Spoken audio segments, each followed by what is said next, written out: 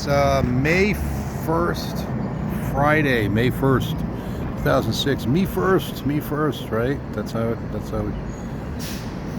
how it's supposed to be. Anyway, I wanted to talk a little bit about the Bible again and being attentive to detail. I made the point numerous times that the Bible is empathy encoded. Empathy is about sensitivity, deep listening, thoughtfulness, both introspection, retrospection, reflection, careful observation, taking care. And I'm here in Chinatown, and I'm just sort of like at the gate of something here. It's early in the morning, and I wanted to show how careful attention and sensitivity and reflection can lead to insight when you look at the Bible. So if you read, it's right at the beginning, you get something interesting. So Genesis 1 tells the story of how God created the heavens and the earth. There are 6 days in Genesis 1, and he starts with light and then goes through and creates everything else. You can read it. It's very great. And the image of God is male and female, as it says in Genesis 1:27. That's right at the beginning. And then the 7th day is not in Genesis 1. The 7th day is the first verse in Genesis chapter 2, when God rests. You can say to yourself, okay, well, that's just how it is. Or you can say, why is it like that? Wouldn't it be, if I were an author, I'd either put the 7th day in with the other 2 days, the other 6 days. Why did I put it in 2 instead of 1? So I would either do that, or I would have a reason for not doing it, and there is a reason for it. So Jesus, when he comes to earth, he says, I have come not to alter the law or abolish the law, but to fulfill the law. So at the wedding at Cana, Mary asks Jesus to help them because they don't have wine. Mary is Jesus' mom in that scenario, although he calls her a woman. And he also has a friend named Mary, multiple friends named Mary, actually, unless it's all the same person. So anyway, and he ends up telling the servants to fill 6 empty jugs with water and then with wine. So you have 6, like the 6 days in creation. And this is Jesus's first miracle. So it's kind of a genesis of a sort. And it is through Mary's request that causes him to perform his first miracle. And that is a genesis, that the woman, Mary, requests the miracle. The woman Mary tells Jesus there's something he needs to do. And initially Jesus says, it's not my time.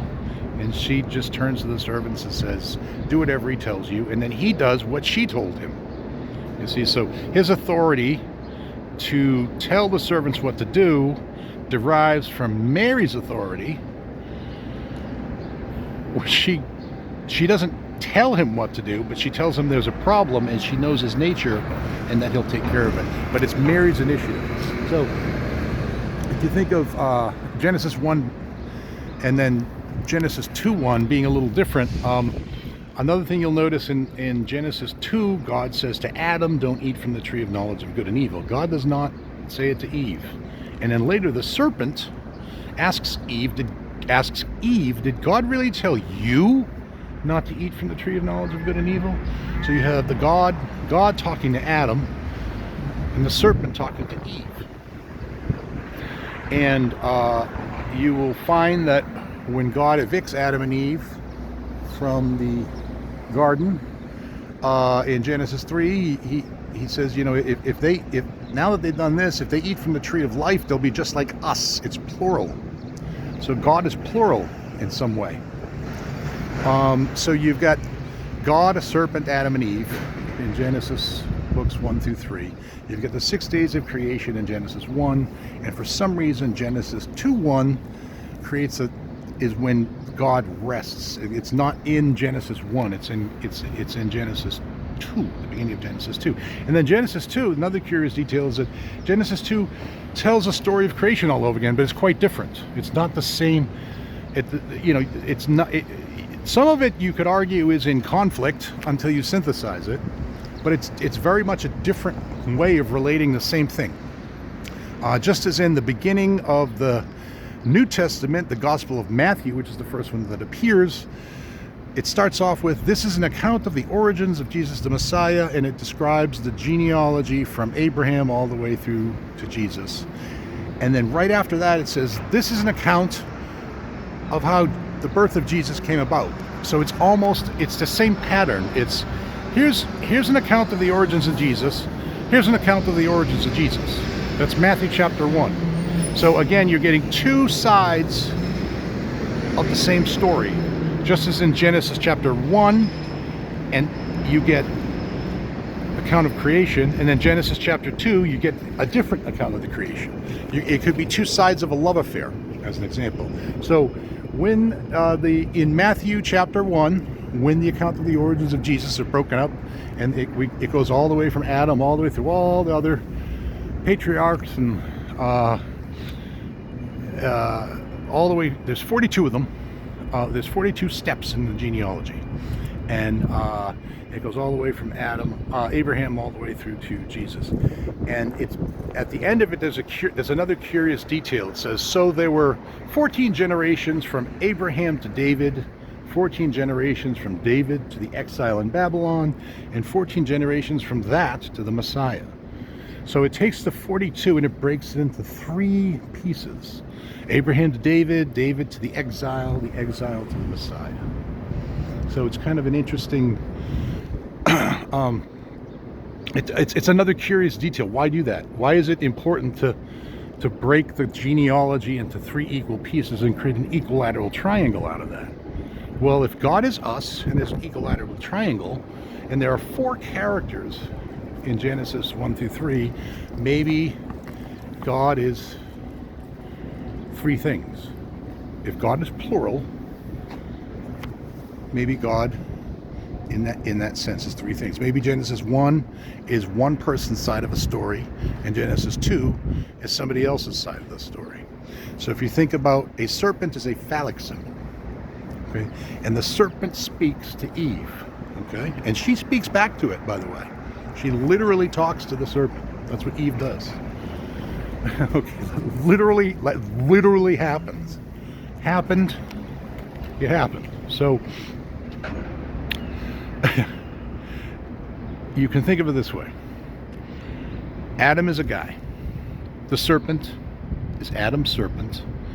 And God is Adam's serpent when it's not a serpent, but when it's become more like that. When it stands up. And the reason that term could be used to describe God is because it's when the serpent really gets to a certain point, it becomes like a pure creative force. Like it really is it is pure creativity. There isn't any receptivity once a serpent is at a certain point. It really is just pure creativity. So in that sense, it could be considered like emblematic of like actual God, like in pure creative mode, like the Big Bang, the explosion is like an ejaculation. And when God creates things in Genesis chapter 1, he speaks, he ejaculates. Okay, so you could consider that maybe the man is Adam, a serpent, and then the serpent in God mode. Okay, so now if you go back to Genesis chapter 1, you have all this work that's done to create the heavens and the earth, all this preparation that has to happen, all these things need to be built and things need to be done. And then in chapter 2, oh well, God rests. Well, you think about what happens like during sex in which fertilization occurs. A bunch of stuff happens, and then there's a guy, let's call him Adam, and a lady, call him Eve. And I use guy and lady in the sense of you could figure it out that not everybody qualifies as just a guy and just a lady. In fact, no one should, but I'm just using those terms. I think you can figure it out. And then there's a serpent that gets into God mode, and then inside the lady, all of this stuff starts to happen. All of these preparations occur. All of these events occur in the darkness. Genesis 1 starts with God, in the beginning, God created the heavens and the earth. The darkness was over the face of the deep. The Spirit of God was fluttering over the waters, and then boom, boom, bing, bang, boom, and all the stuff is being constructed. That's like what happens inside of the woman's body during conception and then during pregnancy. A home is created for a thing that got created sort of out of nothing, but not exactly out of nothing, but sort of magically. And then all of these events take place. Chapter 1 is Eve's, could be considered in that way, Eve's side of the story. A lot of work. And you know what? From conception, from that moment all the way through, if it gets to the point of birth, to the birth of a child, there's no rest. There's no rest in chapter 1. You never get to rest. In the Ten Commandments, keeping holy the Sabbath, there's a reference to you keep holy the Sabbath, and so do your servants, and so do your donkeys, and blah blah blah. And the stranger within your gates should rest. It's sort of a joke. A woman never gets to rest. Bill Belichick sometimes used the phrase "no days off." That's what it is when you're pregnant. There are no days off. You don't get to take a break. It's not like a job. You get weekends or vacation or anything. During that time, that's it. You are pinned to the cross of being pregnant. You are pinned to the cross of being pregnant. And you have to carry that cross around with you on every street you walk down or every place you go until the pregnancy comes to whatever resolution that pregnancy will result in. So Eve does not get to rest. However, God, in chapter 2, God starts by resting. Well, what happens? You have the conception, and then God goes and becomes a serpent again. Okay, so you have this big explosion during conception, and then God, something in God mode, comes to rest. And the man gets to do that on a larger sense, on a macroscopic sense, on a longer scope sense. When you think about pregnancy, men can rest. Now, that's important. So there are two sides of it, and it's important that the man can rest, and the woman cannot. Some men think it's okay to create certain things like that and just walk away from it. It's kind of hard to imagine that kind of insensitivity existing. But the idea is that you're supposed to notice the coincidence that there are 6 empty jugs at the wedding at Cana, that Mary is Jesus' mom, that it's his first miracle, that it is her who starts the request for the making of that miracle. And that in Genesis 1 there are 6 days of creation, and that it's for some reason God resting gets broken into Genesis 2, and then the creation story gets told again. And you have that same pattern in Matthew 1, the beginning of the New Testament. This is an account of the origins of Jesus, and you get a triangle defined: Adam, serpent, and God. 3 things, like the Holy Trinity, but said a different way. And then you have again this is how the birth of Jesus came about, and then you get a bunch of different details, different descriptions of how the birth of Jesus came about. It's the same story being told from 2 different perspectives. Now that itself is an echo of the Song of Solomon, or the Song of Songs in the Old Testament, which is unique in the sense that God doesn't get mentioned at all. It's a love affair between 2 lovers, and they just cannot get enough of one another. They just go on and on and on, and everything in the natural world for these 2 reminds them of the other. And they are, if you want to get an idea of how to treat someone and how to make someone feel, it's a Song of Songs and a Song of Solomon is a really good. It's dirty too.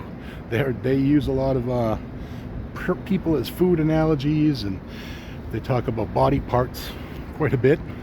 in very poetic and sexy fashion. And it's sexy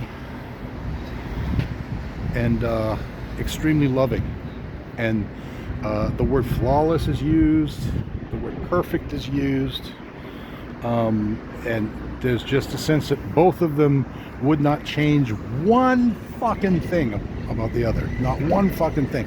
And then their friends are there, and they're celebrating the love affair, and at one point they ask the woman, what is so great about your beloved? And she goes on and on and on, telling her friends about it. So she can't get enough of her lover, and she can't get enough of telling other people about how awesome her lover is. So that's the Song of Songs, echoed in Genesis 1 and Genesis 2. Two different versions of creation. The woman's and the man's. The man gets to rest afterwards. God becomes a serpent again, like in Exodus, Moses turned rods into snakes. That's God becoming a serpent. And so you have Adam as God, serpent, and man, and then Eve. And Eve gets no days off. Eve does not get to rest. A stranger within Eve's gates does not get to rest. So just think about it as someone, if you are someone who has a functioning piece of God equipment, if you use it in a certain way, you are going to condemn someone to not getting any rest for a long period of time. How would you like that? And how would you want to be treated? And it is what it is. You go through all kinds of, there's all sorts of physical symptoms that women endure, difficulty.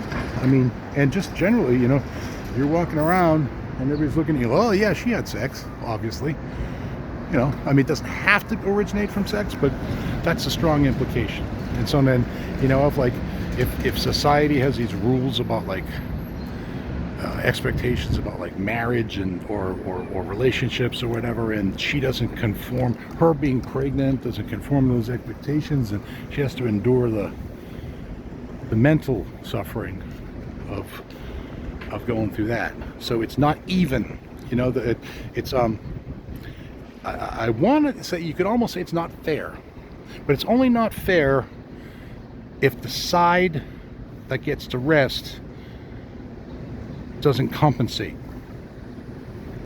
See, the thing is, when Jesus says become like a little child, children object to unfairness instinctively, immediately, strongly, immediately. Boom, that's unfair, wah, wah, wah.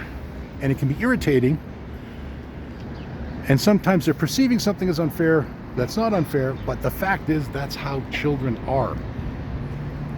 And when Jesus says you must be born again to enter the kingdom of God, think about how you were born. Think about all of this stuff. Genesis 1, all that stuff happens inside. The woman becomes a temple, a house for nurturing a living, at least one living creature. Okay, and that's a lot of shit has to happen. The architect gets involved and is redesign and frickin' demolition and expansion and stuff being constructed and put up, and it's a lot. And so that's nature. We can't change that, and we should not change that. What the people who are not the temple need to do is just to understand that's how nature is, trust that it's there for a reason, and treat the temple like a fucking temple. That's the basic idea. And I apologize, I think my finger slipped a little bit into the window of the video sometimes. I know that's distracting. I hate being distracted when I'm trying to do something important. I can empathize and sympathize with if you're trying to listen or pay attention to something or do something important, being fucking intentionally distracted. It's pretty wrong, and pretty unfair. And a lot of children childlike people object to that stuff too. So anyway, that's the basic idea. You got Genesis 1, Genesis 2, echoed in the first miracle, wedding at Cana, and the beginning of Matthew. The other thing that you can see is that there isn't, just as a pregnant woman's body is designed and as a temple, so is the Bible. And things are the way they are for a reason. Patterns recur for a reason. Things echo for a reason. The same things are said over and over and over and over again. And but in different ways. And that's because people see events. It's almost like witnesses perceiving an event from different angles, different points of view. It's quite a bit like that. That's why you have more than one witness, eyewitness to a crime. You get lots of witnesses, so they can all provide their own unique perspectives, because that's important.